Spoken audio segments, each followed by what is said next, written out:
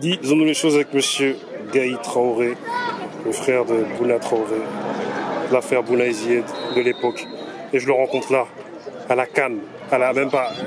Dis-moi, qu'est-ce qui se passe ici aujourd'hui? Dis-moi.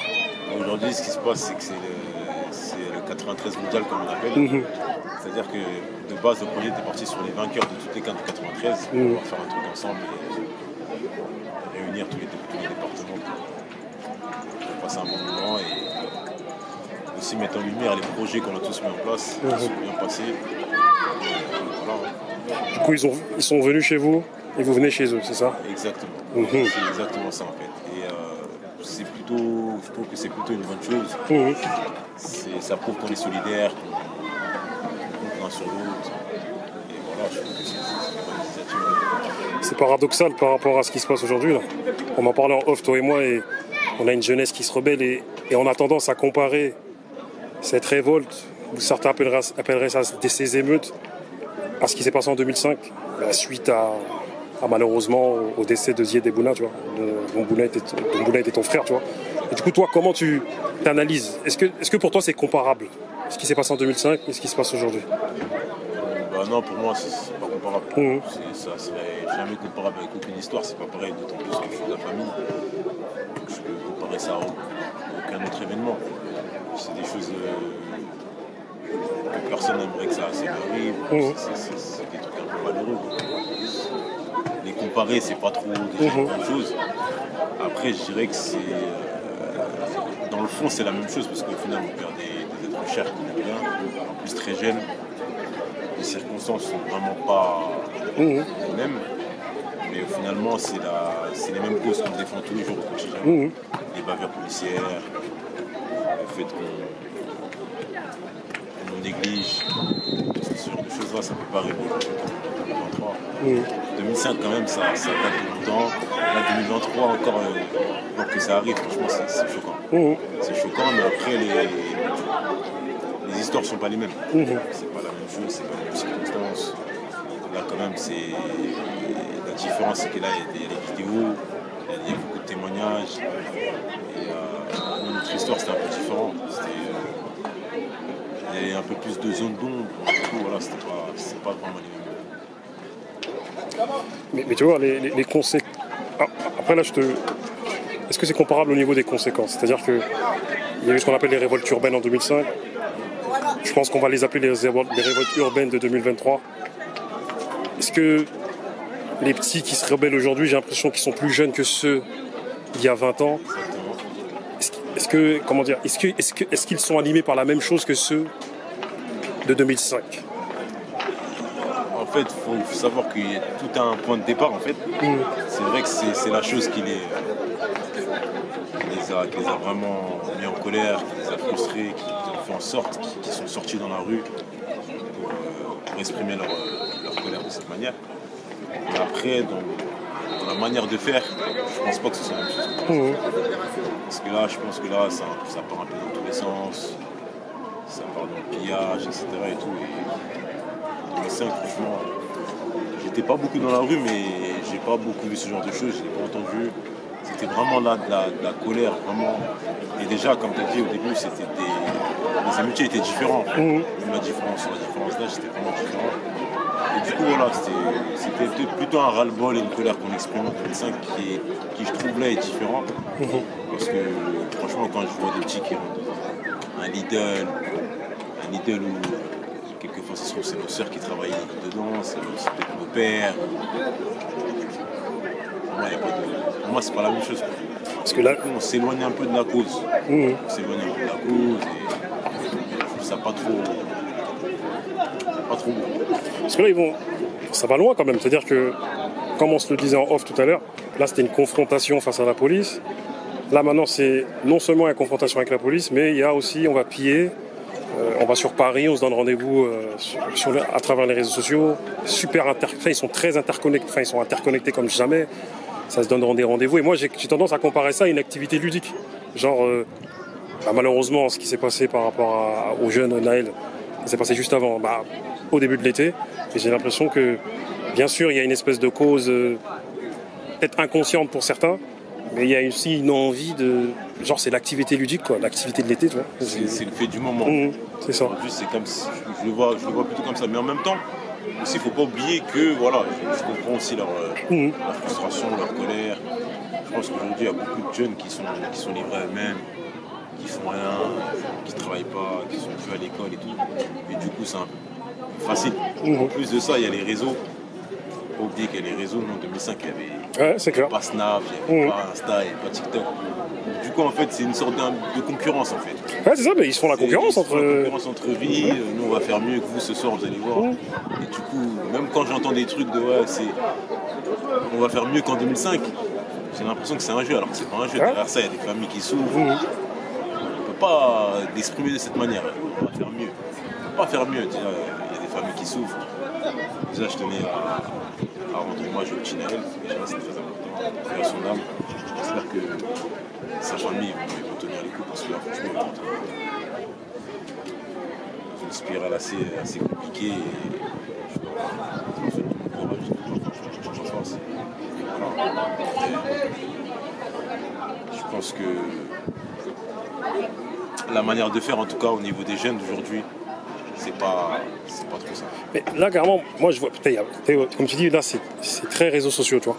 Moi, je vois des filles. Est-ce qu'en 2005, il y avait des filles, frère? Parce que moi, c'est toujours... En 2005, il y avait peut-être des filles, mais pas autant. Pas autant. Et là, ce qui est même choquant, c'est que des fois, on voit des images où on a des mamans qui ont des magasins. C'est ouf. C'est pour ça qu'en off, tout à l'heure, quand je parlais avec toi, je t'ai dit, est-ce que dans ça, il n'y a pas d'autres frustrations, l'inflation, le Covid. Le Covid, il faut savoir que ça met beaucoup de personnes à terre.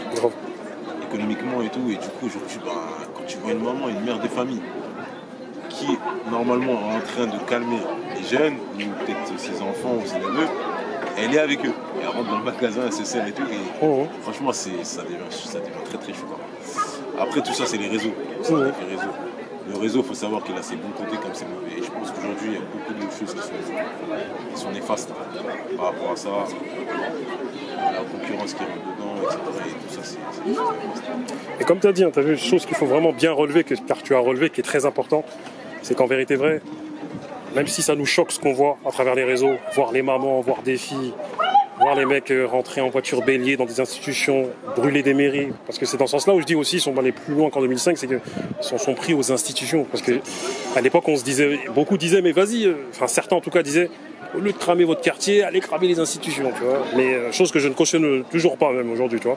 Et même cramer des écoles maternelles, tu vois, des choses assez insensées, tu vois. Non, c'est vrai qu'aujourd'hui, je dirais que ça va plus fort.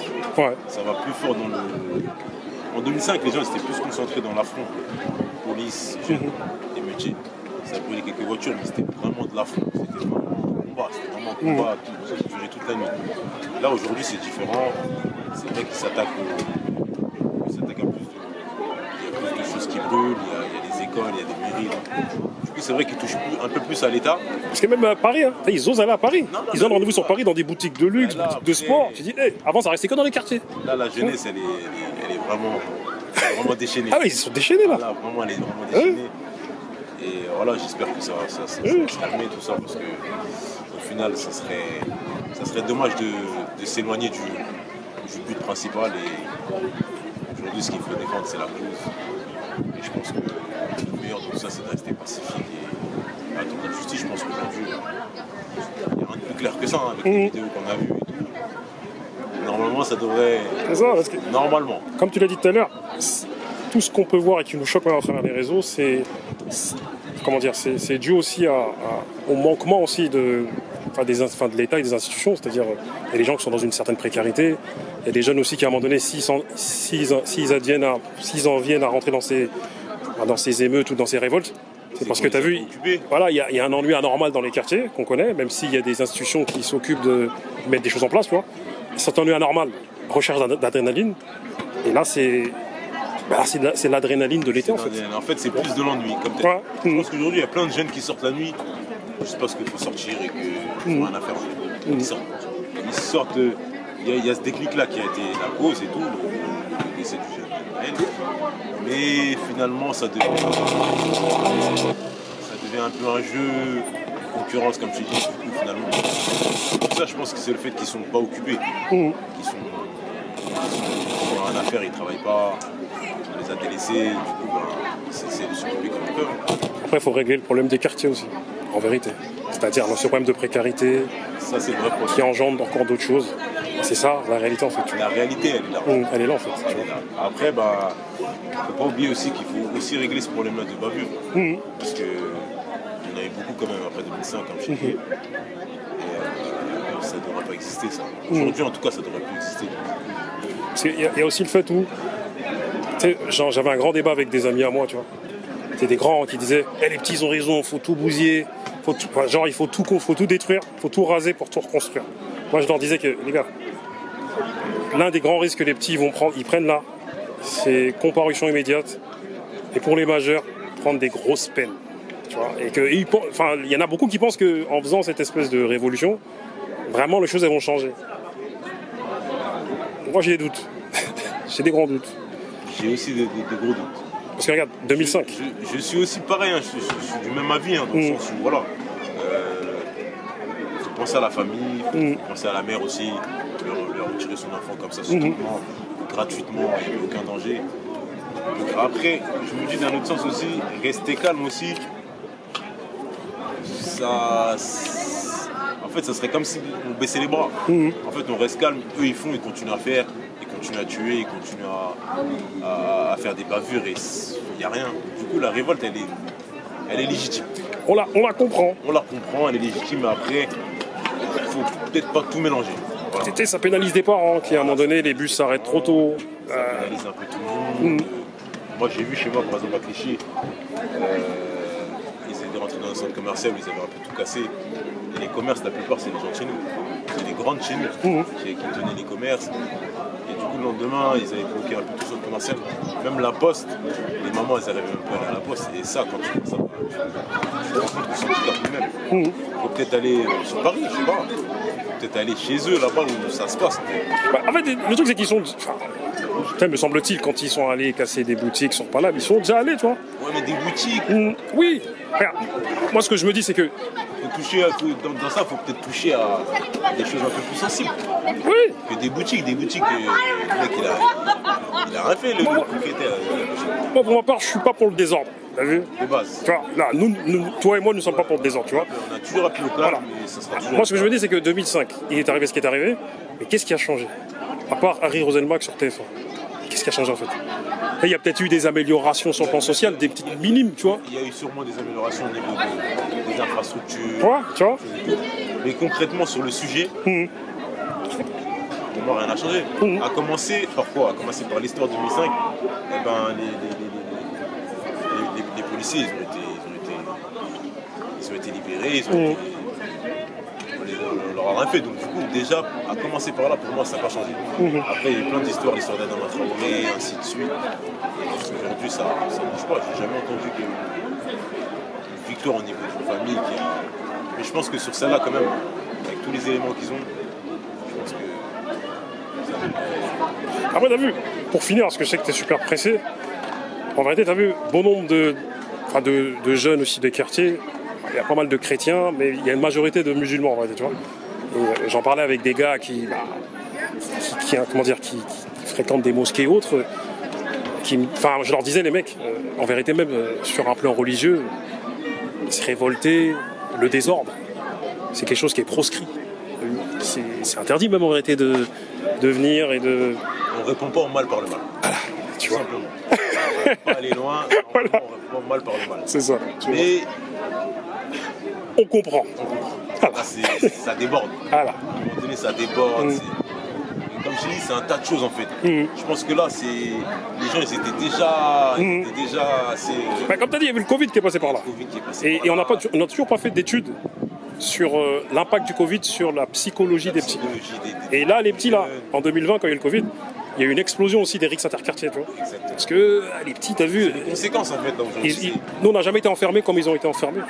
T'as vu ? Un tas de choses. On leur a privé de plein de choses pendant ce moment-là, qui a duré longtemps. C'est ça. Du coup, avec ça, l'inflation, parce que finalement, le petit aussi subit ça, même s'il ne travaille pas. C'est ça. Quand il voit que ses parents, ils arrivent trop à subvenir à ses besoins, à lui acheter des conneries, des baskets ou des trucs.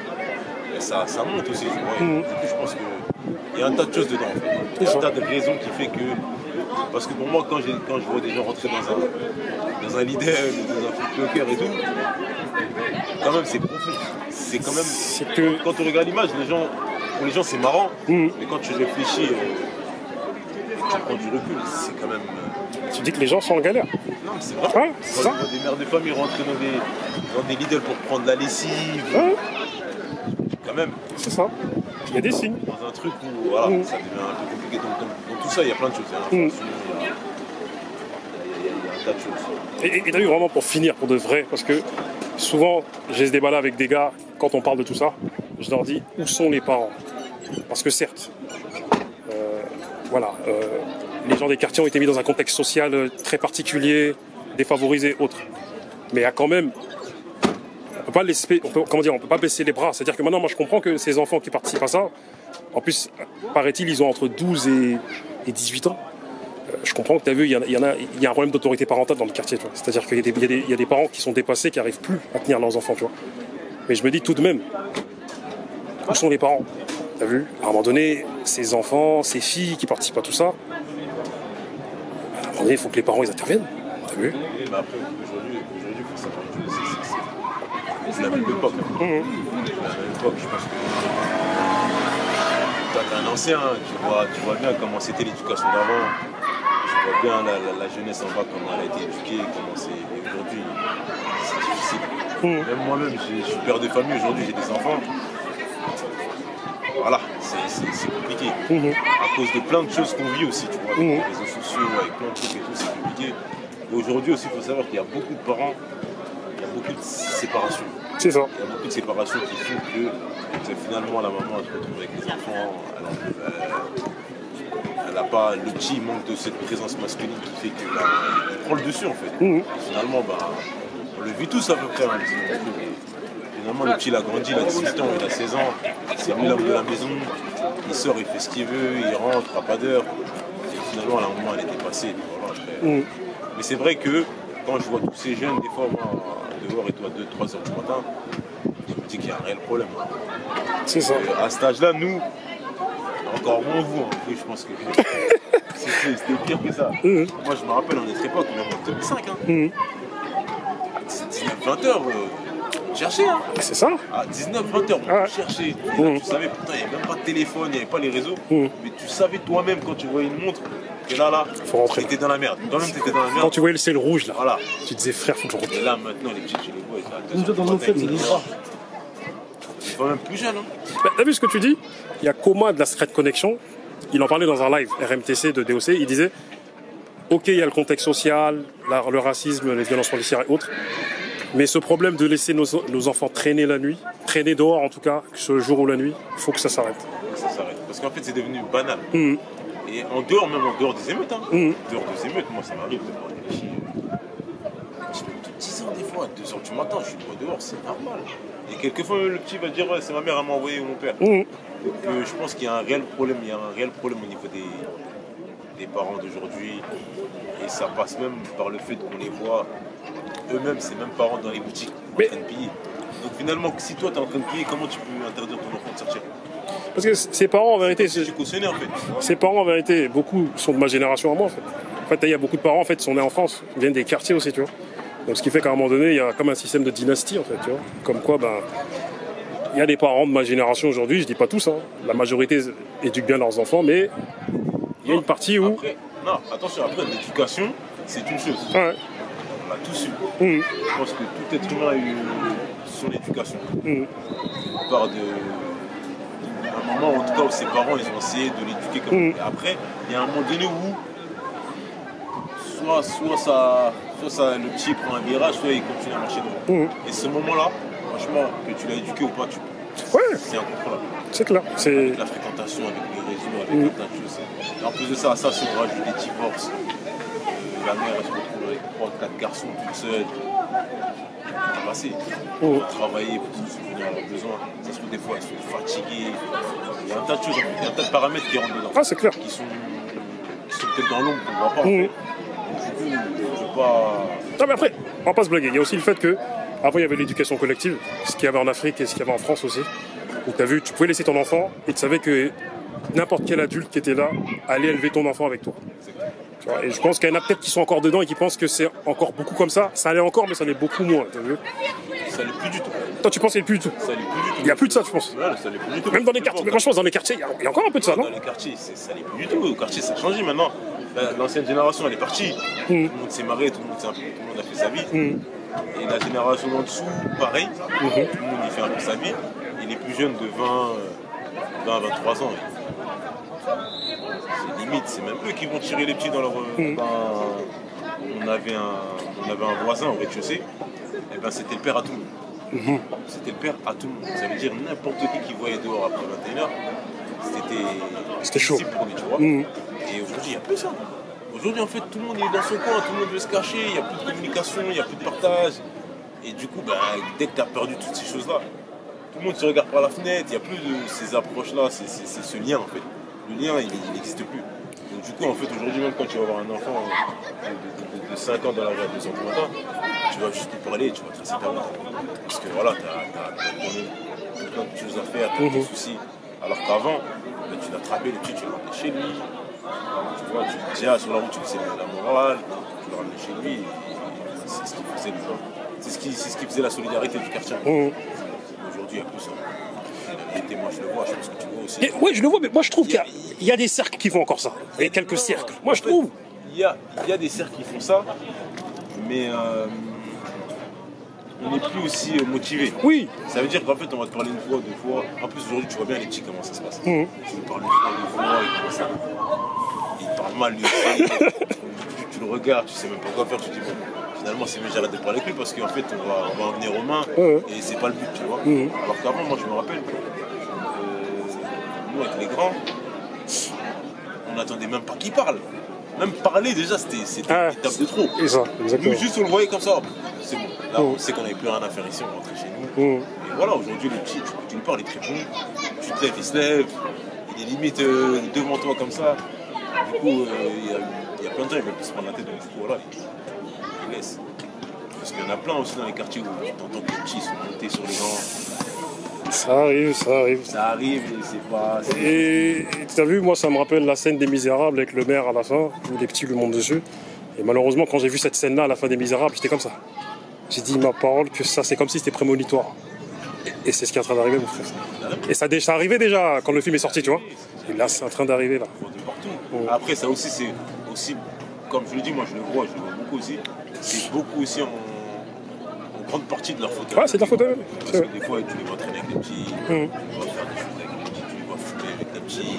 À partir du moment où il y a des choses, quand tu les partages avec un petit, il est comme toi, il se compare à toi. Il te voit comme lui en fait. Donc, du coup, il n'y a pas cette distance en fait. Moi je me rappelle à l'époque, franchement, même les grands qui fumaient, ils n'osaient même pas fumer devant nous. Ils se cachaient pour fumer. Pourtant, c'était les grands. C'est ça. Personne n'avait rien à leur reprocher. Il y avait toujours cette barrière, en fait, tu vois, ce truc où nous, on est les grands, vous êtes les petits. Là, aujourd'hui, tout est mélangé, donc du coup, c'est le manque de respect, c'est à tout voir.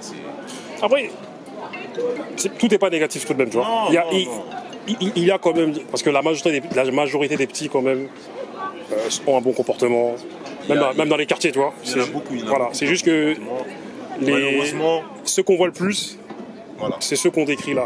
T'as vu? Parce qu'ils sont plus bruyants et ils se montrent plus. Ils font plus de bruit. Les autres, ils sont silencieux. Tu vois, ils sont même majoritaires mais silencieux. Voilà. T'as vu? Vu qu'ils sont silencieux, il n'y a pas d'impact par rapport aux autres. C'est ce qui est difficile. Espérons que tout ça change. Hein. Voilà. C'est à nous de ne pas lâcher, de continuer à se mobiliser. C'est ça. En tout cas, mon ami, je te remercie. Merci à toi. T'as vu? On se voit bientôt. Il faut que tu viennes sur le plateau avec ton frère. Tu vois? Moi, je vais vous inviter avec ton frère. Vous allez vous asseoir. On va discuter ça. Tu vois? Parce que c'est important. Tu vois? Et vraiment, pour finir, moi, je me souviens que j'étais tombé sur un livre, tu vois, dans un lieu culte. Et du coup, dans ce livre-là, je tourne la page et je suis tombé sur un hadith du prophète qui parlait du fait de, le fait d'occuper des places, c'est-à-dire le fait de traîner en fait, c'est-à-dire de rester comme ça, posé au quartier, posé dans les rues, voilà. Et que carrément cette pratique en vérité, elle était, enfin moi je l'ai lu récemment, que cette pratique-là que nous on pratique depuis des années, se poser au quartier, parler fort, vanner, Après, pour certains, c'est devenu des lieux où ça fait des affaires, tu vois. Et qu'en fait, si tu n'y es pas pour condamner le blâmable, en fait, n'y sois pas. En fait, je résume un peu le hadith dans ce sens-là, parce que je ne l'ai pas en tête. Et c'est là que je me suis rendu compte que, en fait, nous nous blaguons depuis qu'on est petit, à se poser là, à vanner, à rigoler, tout ça, parce que les conséquences, c'est que tu te fais contrôler, c'est qu'il t'arrive des galères. Et c'est parce qu'en fait, c'est proscrit dans ta religion. Exactement. En fait, la religion, c'est la base. Il y a tout, en fait. Il y a tout, en fait. Il y a tous les remèdes. Il y a toutes les solutions, tous les remèdes. Si seulement on était vraiment à 100% sur cette voie, il y a plein de choses il y a plein de choses qu'on aurait pu éviter. Hein. Exactement. Exactement. C'est vraiment... Mais bon. On va y arriver. On va y arriver. Le combat continue. Parce qu'on est sur le chemin. On lâche pas. Et voilà. En tout cas, force à nous, force à toi. Force à toi, mon ref. Ça trappe.